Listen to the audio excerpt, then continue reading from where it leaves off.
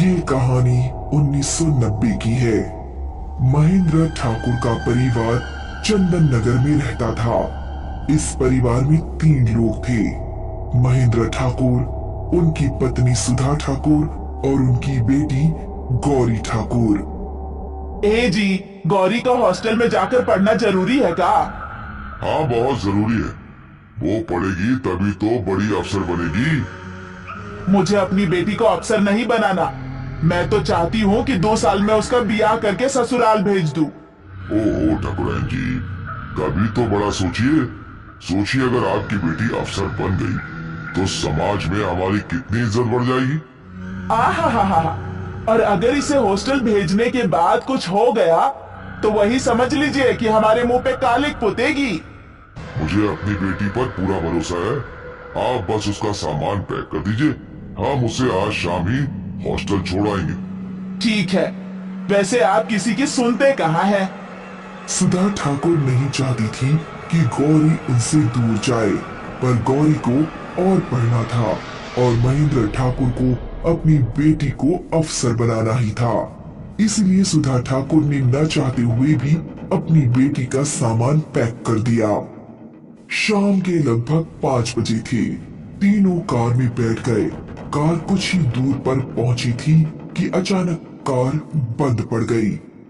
क्या हुआ पापा? लगता है कार का टायर पंचर हो गया है, मैं देखता हूँ। महेंद्र ठाकुर ने देखा तो कार के सारे टायर्स एक साथ पंक्चर हो गए थे। अरे बाप रे, सारे टायर पंचर हैं। सुधा, तुम दोनों गाड़ी के अंदर ही बैठो, मैं पंचर बनाने वाले को लेकर आता हूँ। जल्दी आना पापा। हाँ बेटा, अभी गया अभी आया। महेंद्र ठाकुर दोनों को अकेले छोड़कर चला गया। काफी समय बीत गया। अब सूरज ढलने लगा था। गौरी को डर लग रहा था।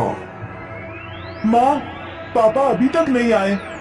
बेटा आ जाएंगे, वो टायर वाला दूर होगा, उसे लाने में समय लगेगा ना। पर माँ, अब अंधेरा हो रहा है, एक तो यहाँ लाइट भी नहीं है। तो क्या हुआ, मैं हूं ना तेरे साथ, तू चिंता मत कर बेटा, मैं यहीं हूँ। सुधा ने गौरी को तसल्ली दी। सूरज ढल गया और आसपास अंधेरा हो गया। सुधा और गौरी अब भी कार में ही थीं। अचानक कार की खिड़की पे एक कुबड़ा तांत्रिक आ गया। यही है वो। माँ! गौरी ने डर के मारे अपनी माँ को गले लगा लिया। निकल यहाँ से। सुधा ने कार का कांच बंद कर लिया। बेटा घबरा मत, वो कोई पागल है। माँ! गौरी डर के मारे अपनी माँ से लिपटी हुई थी और कुबड़ा तांत्रिक गाड़ी के बाहर नाच रहा था। मिल गई, मुझे वो मिल गई। तुझे जिसकी तलाश थी मुझे वो मिल गई। कुबड़ा तांत्रिक गोल गोल घूमता रहा और अचानक वो गाड़ी के कांच के नजदीक आया। गौरी ने अपनी आंखें खोलकर उसे देखा और तांत्रिक ने अपने पास की एक बोतल खोल दी। उस बोतल के अंदर से धुआं निकला जो कार के कांच के कोनों से अंदर गया। वो धुआं गौरी के भीतर चला गया और गौरी एकदम शांत हो गई। उसने अपनी माँ को छोड़ दिया। क्या हुआ बेटा? कुछ नहीं, ठीक है। तेरा काम हो गया, मैंने तुझे आजाद कर दिया तारिका, मैंने तुझे आजाद कर दिया। अब तू जो चाहे वो कर सकती है। कुबड़ा तांत्रिक नाचते नाचते वहाँ से चला गया। कुछ देर बाद महेंद्र ठाकुर पंक्चर वाले के साथ वहाँ पहुँचा। काफी देर हो गई आपको? हाँ, 4 किलोमीटर चलकर जाना पड़ा। पंक्चर वाले ने एक एक करके सारे टायर के पंक्चर बना दिए और वहाँ से चला गया। फिर महेंद्र ठाकुर कार के अंदर आकर बैठा। क्या हुआ, गौरी सो गई क्या? हाँ लगता है, कुछ देर से बोल नहीं रही। गौरी, बेटा गौरी, उठ जा, चल हमें तेरे हॉस्टल जाना है। गौरी ने तुरंत अपनी आंखें खोली। मुझे हॉस्टल नहीं, घर जाना है। अरे ये क्या बात है? सुबह तक तो तू ही हॉस्टल जाने की जिद लगाई बैठी थी। मैंने कहा ना, मुझे घर जाना है। पहली बार मेरी बेटी मेरे मन का बोल रही है। आप क्यों बहस कर रहे हैं? घर चलिए। ठीक है, कल देखते हैं, शायद गौरी का मन बदल जाए। महेंद्र ठाकुर ने गाड़ी घुमा ली और वो लोग वापस अपने घर लौट आए। घर लौटते ही गौरी कार से उतरकर अपने कमरे में चली गई। इसे क्या हुआ? पता नहीं। हाँ, पर आप जब आए थे तब वहाँ एक पागल आया था। वो पागल गौरी को घूर घूर के देख रहा था और बोल रहा था कि यही है वो, और उसने किसी का नाम लिया था। मैंने तुझे आजाद कर दिया तारिका। क्या? तारिका? तांत्रिक का नाम सुनते ही महेंद्र ठाकुर के पसीने छूटने लगे। और क्या हुआ? बस यही। तब से गौरी शांत हो गई और वो पागल वहाँ से चला गया। ठीक है, सुधा, कल सुबह हमें पहाड़ी वाले मंदिर जाना होगा। पर अचानक?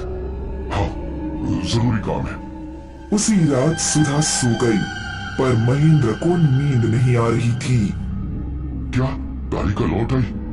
उसे किसने आजाद किया होगा?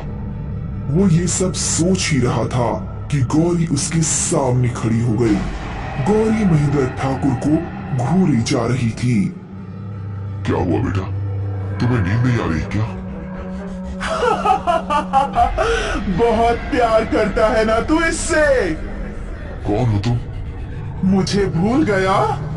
मैं तारिका हूँ, तारिका। सुधा की नींद खुली और गौरी का ये रूप देखकर वो सहम गई। तारिका, मेरी बेटी ने तुम्हारा क्या बिगाड़ा है?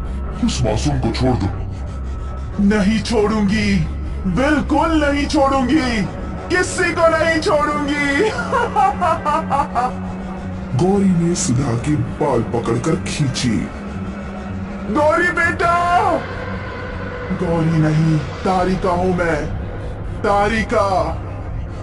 गौरी ने सुधा को दीवार पर पटक दिया और सुधा के सिर से खून टपकने लगा। और फिर गौरी ने महेंद्र ठाकुर की गर्दन दबोच ली। उस दिन मैं भी सामने गिड़गिड़ा रही थी कि मुझे छोड़ दे।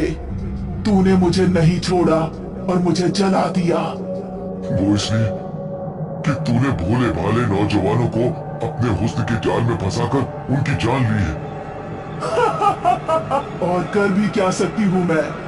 मोहिनी हूँ मैं, मोहिनी। मोहिनियां अपना शिकार ऐसे ही करती है। उस भगवान ने हमें ऐसे ही बनाया है, लेकिन तूने मुझे जला दिया। अब मैं अपना बदला लेकर रहूंगी। गौरी ने महेंद्र ठाकुर की गर्दन छोड़ दी। वो नीचे गिरा। गौरी हंसती रही और पूरे घर में आग लगने लगी। कोई नहीं बचेगा, मैं किसी को जिंदा नहीं छोड़ूंगी।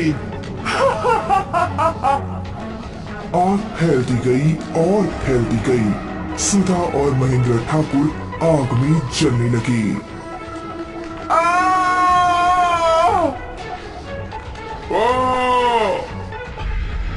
और फिर गौरी के तन के कपड़े बदल गए। उसने लाल साड़ी पहन ली, पैरों में पायल, हाथों में कंगन, और गौरी चल पड़ी सुनसान रास्ते पर।